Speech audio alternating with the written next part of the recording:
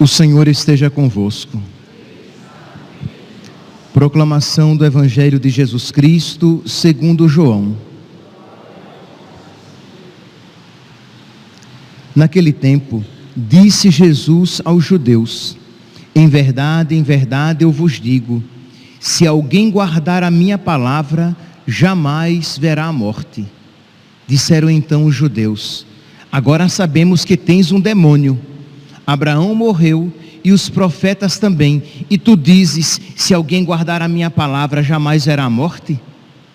Acaso és maior do que o nosso pai Abraão, que morreu, como também os profetas? Quem pretendes tu ser? Jesus respondeu: se me glorifico a mim mesmo, minha glória não vale nada. Quem me glorifica é o meu Pai, aquele que vós dizeis ser o vosso Deus. No entanto, não o conheceis, mas eu o conheço. E se dissesse que não o conheço, seria um mentiroso como vós. Mas eu o conheço e guardo a sua palavra. Vosso pai Abraão exultou por ver o meu dia. Ele o viu e alegrou-se. Os judeus disseram-lhe então: nem sequer 50 anos tens, e viste Abraão? Jesus respondeu: em verdade vos digo, antes que Abraão existisse, eu sou. Então eles pegaram em pedras para apedrejar Jesus, mas ele escondeu-se e saiu do templo. Palavra da salvação.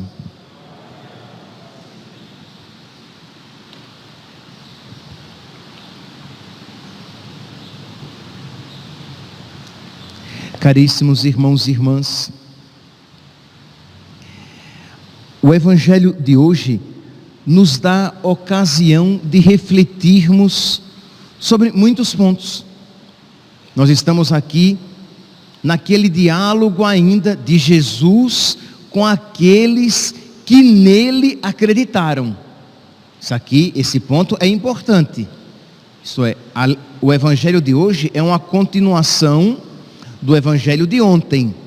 Então Jesus está falando com judeus que tinham acreditado nele, mas que tinham apenas uma fé superficial.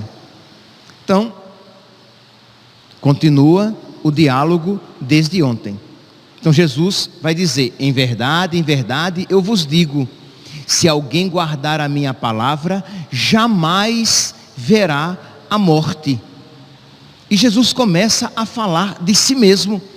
E Jesus fala de si mesmo de uma maneira tão grandiosa que os judeus não estão dispostos a aceitar.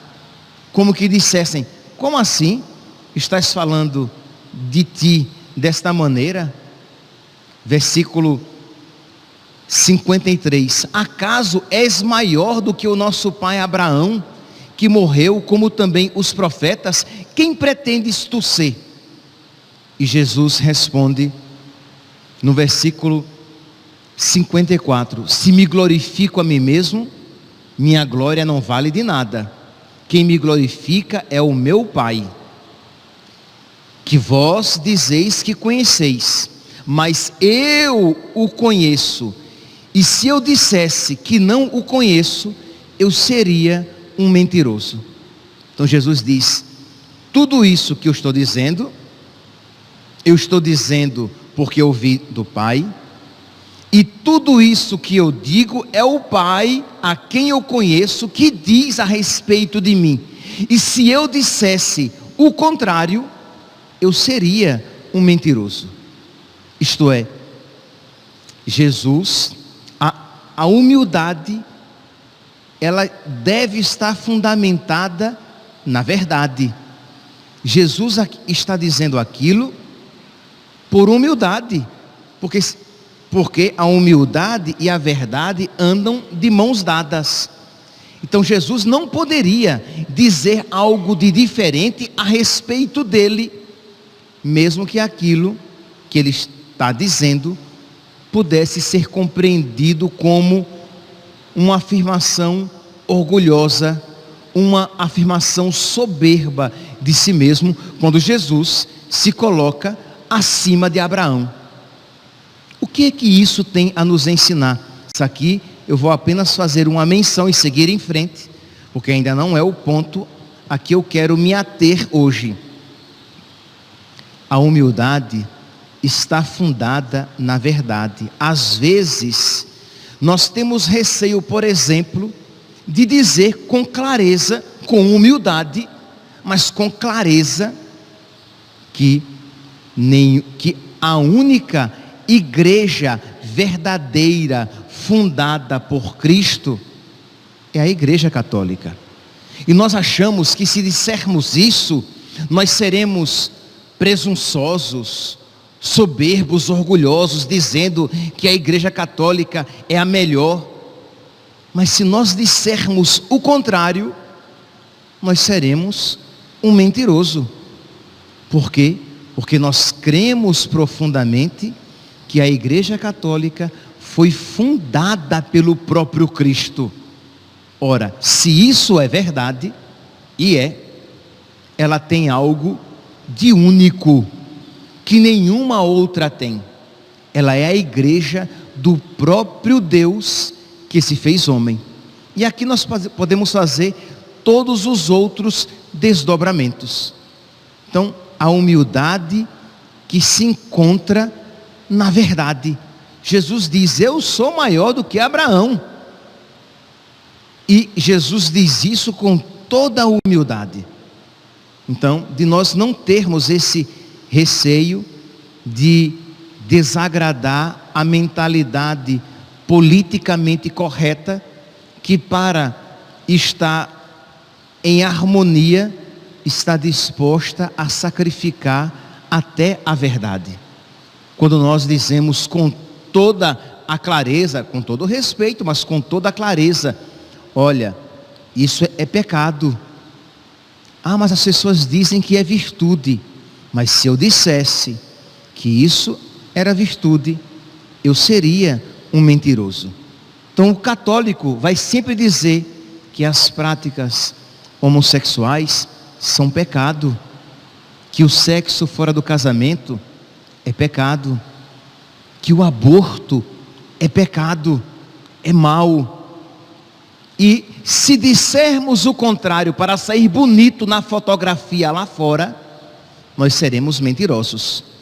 Então Jesus não estava aqui preocupado na sua imagem. Ele sabia que se ele se dissesse maior do que Abraão, os judeus que começaram a nele acreditar, botariam um pé para trás.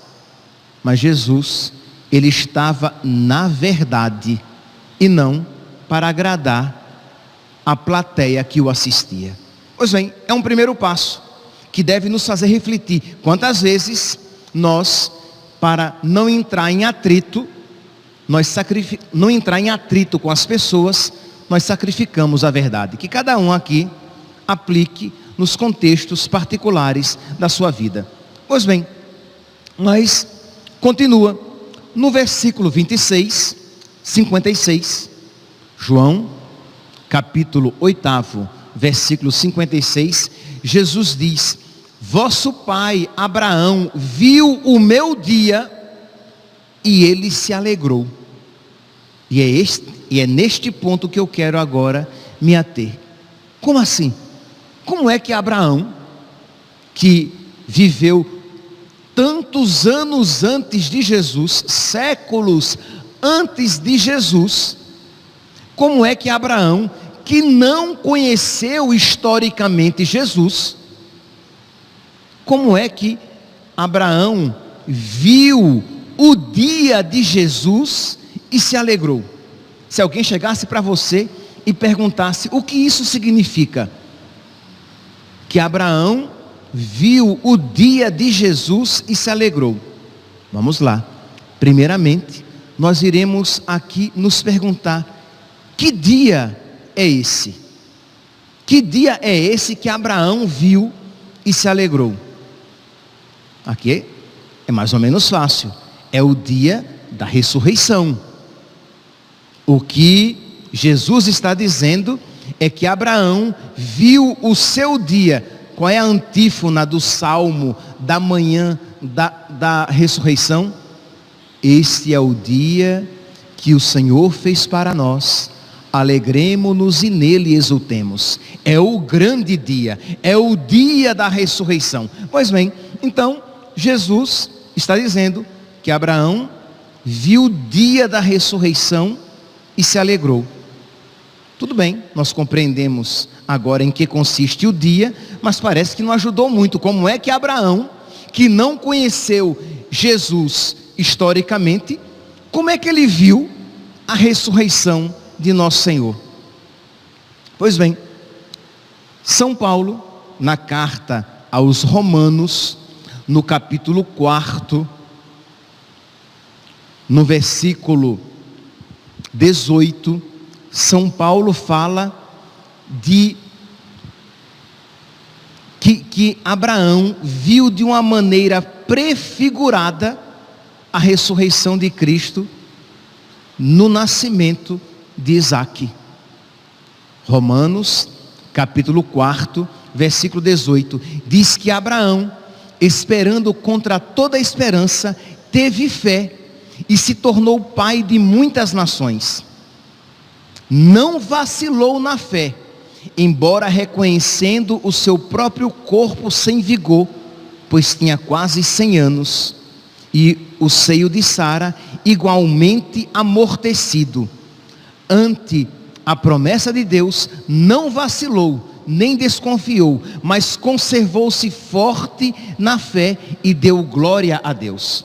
Isto é, Abraão, embora tivesse o corpo morto, e Sara também, porque ambos já eram avançados em idade, eles acreditaram na promessa de Deus.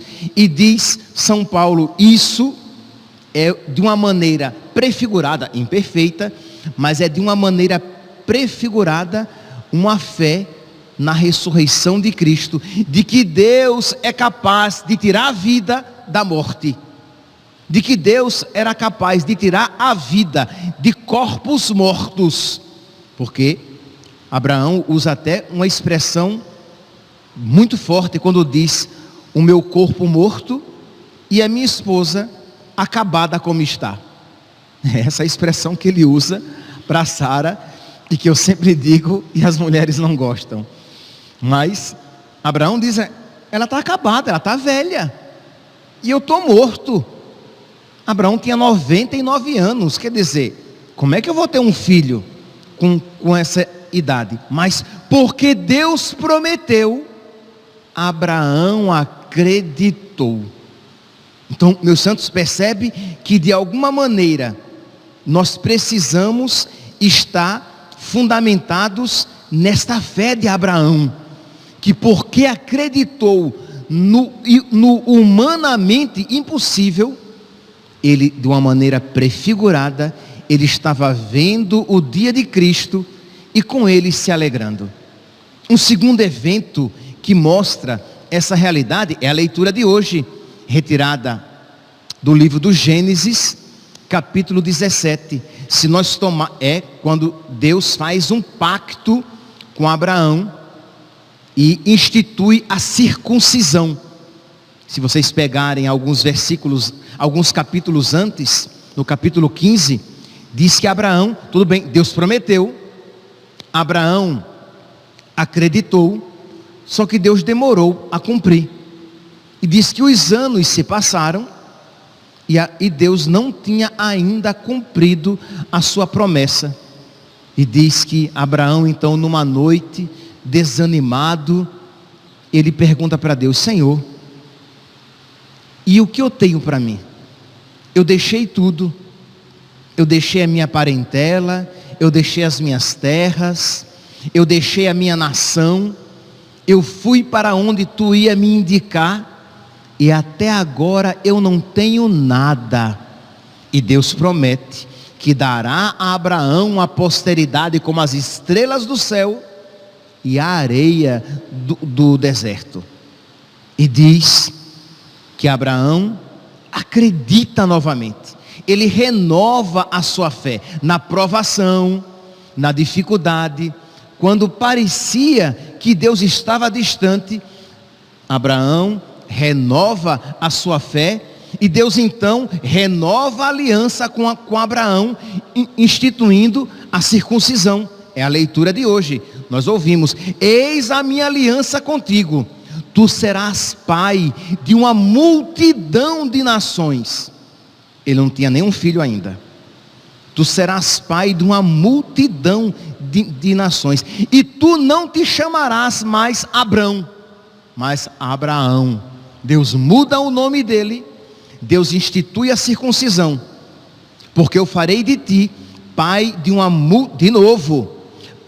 multidão de nações. Farei crescer tua descendência infinitamente.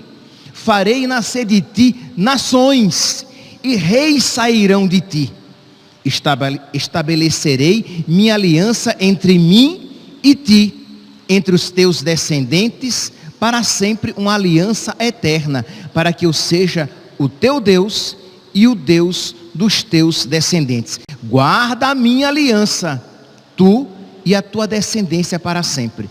Aí termina aqui no versículo 9, mas se vocês pegarem lá no livro do Gênesis, no versículo 10, Deus dirá: todo homem entre vós será circuncidado, e esta será o sinal da aliança. E diz que Abraão acreditou que Deus iria cumprir a sua promessa. E isto era uma maneira de Abraão participar do dia do Senhor, quando Deus faz o inaudito, quando Deus ressuscita o seu filho e cumpre a sua promessa. O mesmo São Paulo vai falar de um outro dia que faz com que Abraão creia na ressurreição, mesmo sem a ter visto historicamente falando. Vocês vão ver agora na carta aos Hebreus, o autor da carta aos Hebreus, no capítulo 11, no versículo 17, Hebreus, capítulo 11, versículo 17, vai dizer: foi pela sua fé que Abraão, submetido à prova, ofereceu Isaque, seu único filho. Resumindo, fazendo de uma história longa uma história curta, Deus, depois de muito tempo ter prometido a Abraão um filho, Deus deu Isaque, que Abraão já tinha por tanto tempo esperado. Quando Isaque está crescido, é interessante, a gente sempre vê nas imagens, nos quadros, na arte, a imagem de Abraão velho e do seu filho Isaque, um menininho, Só que a gente não sabe a idade de Isaque. Imagine, Flávio Joséfo, que é um antiquíssimo historiador, diz que Isaque tinha 25 anos. Porque vocês vão ver, a Sagrada Escritura não fala a idade de Isaque. Seja como for, ele não era um menininho de 7 anos. Era no mínimo um rapazinho. Pois bem, diz então que quando Abraão está feliz com seu filho, parece que agora a vida está tranquila. Parece que agora eu posso descansar. Deus vem com a outra prova. Abre parênteses. Por esses dias, eu estava conversando com um padre, um amigo meu, que eu não vou dizer o nome, vocês vão morrer de curiosidade.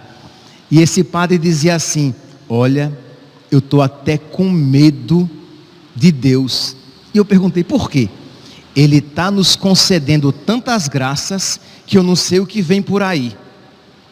E eu ouvi aquilo e entendi.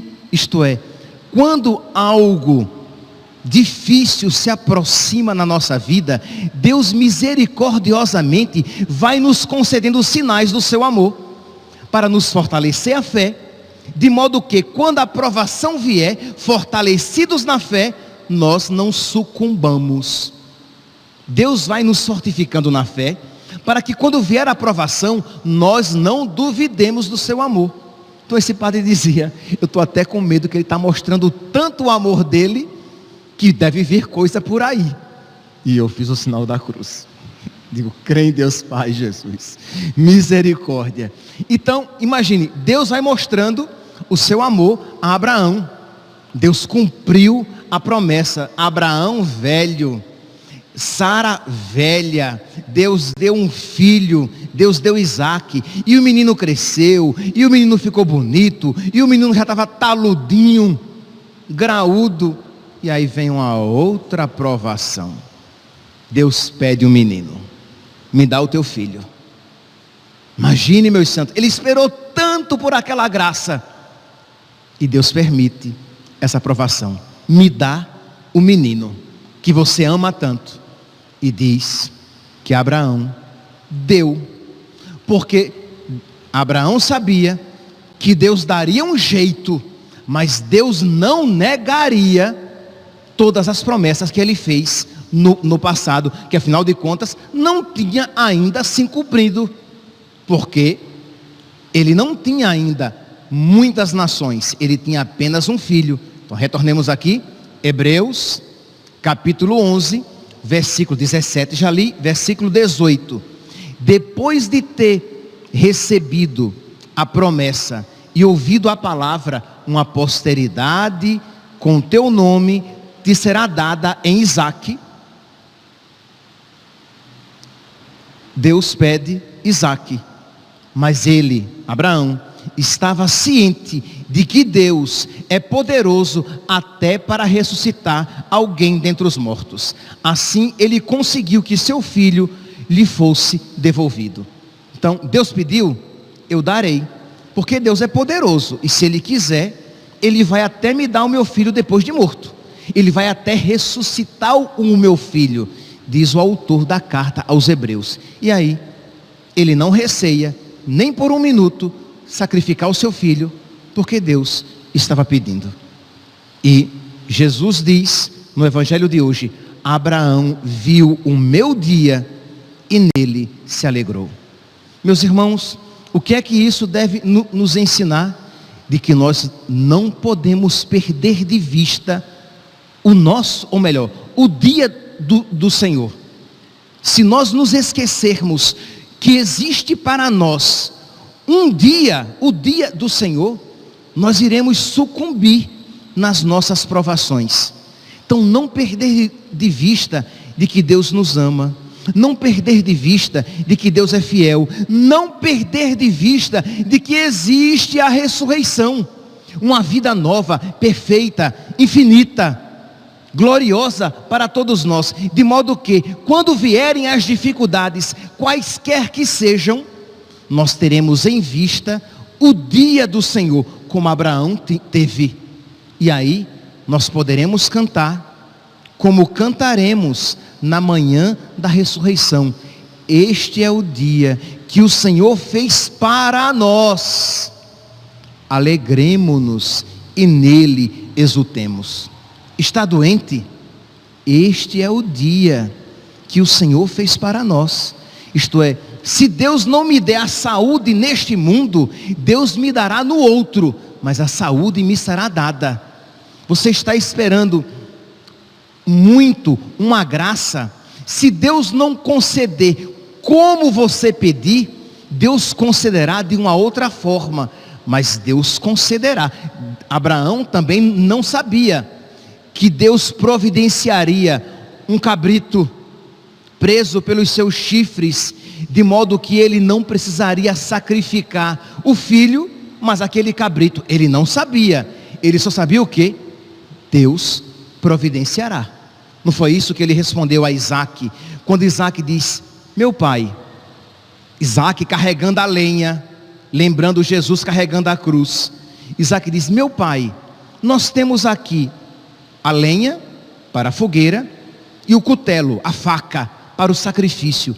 Onde é que está o cabrito? E diz o quê? Que Abraão olha para o seu filho, podemos imaginar o seu coração estremecer, e responde: Deus providenciará. Ele não sabia o que estava dizendo, mas sabia em quem ele estava esperando, e que Deus não iria decepcioná-lo para sempre. Os que esperam no Senhor renovam as suas forças. Então é isso, meus santos, que nós precisamos ter em vista o dia do Senhor, e pedir a Deus que aumente no nosso coração a fé, para que assim como Abraão viu o dia de Jesus e se alegrou, nós vejamos o dia do Senhor e nos alegremos, porque senão nós iremos ficar mergulhados nas nossas dores, nas nossas doenças, nas nossas tristezas, e não iremos nos alegrar com aquele dia que o Senhor preparou para nós, para que nós nos alegrássemos e nele exultássemos. Peçamos, meus santos, peçamos a intercessão de Santo Abraão, para que a nossa fé cresça cada vez mais no dia do Senhor, porque se assim não for, preparar-se para a Semana Santa é preparar-se para um velório. Se nós não temos em vista o dia do Senhor, a Semana Santa é uma semana tenebrosa, é uma semana horrível, é uma semana simplesmente lacrimosa. Não, a Semana Santa tem treva, mas no terceiro dia a luz vencerá.